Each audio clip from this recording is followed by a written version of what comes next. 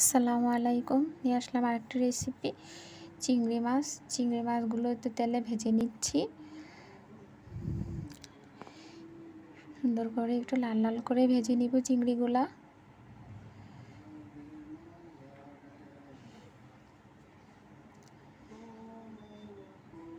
তো চিংড়ি আমার ভাজা হয়ে গেছে, চিংড়ি মাছগুলো এখন উঠিয়ে নিচ্ছি।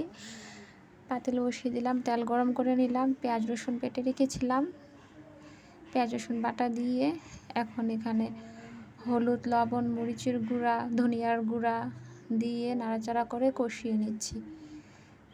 তেল উপরে উঠে আসলে একটু পানি দিয়ে দিব, যেন মশলাটা আবার পুড়ে না যায়, লেগে না যায়।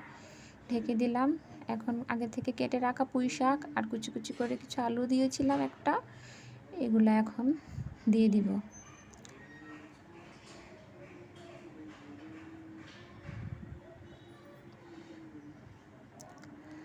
পুঁই শাকগুলো দেওয়া হয়ে গেলে সুন্দর করে নেড়ে চেড়ে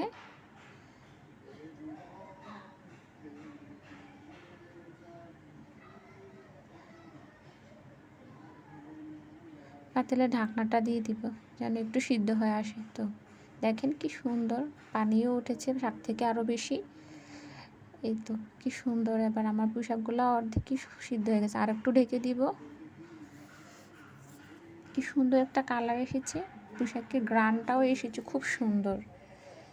আমার কাছে এই গ্রানটা অনেক ভালো লাগে। ভাজা চিংড়িগুলোও দিয়ে দিব,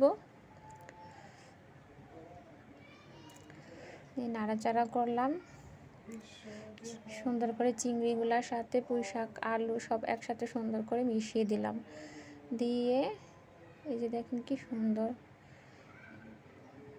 পুঁই শাকের গ্রানটা খুবই ভালো লাগতেছে আমার।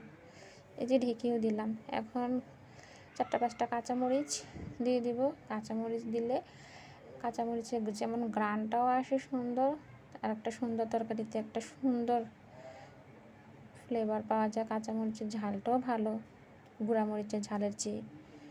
তো ঢেকে দিলাম। দেখেন আমার তরকারি এখন একদম রেডি, সুন্দর হয়ে গেছে। এখন নামিয়ে নেওয়ার পালা।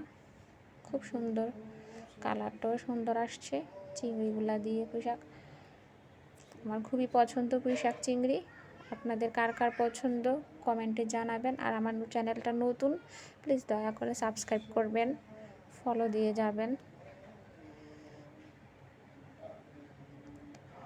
এই তো, আল্লাহ হাফেজ, ভালো থাকবেন সবাই।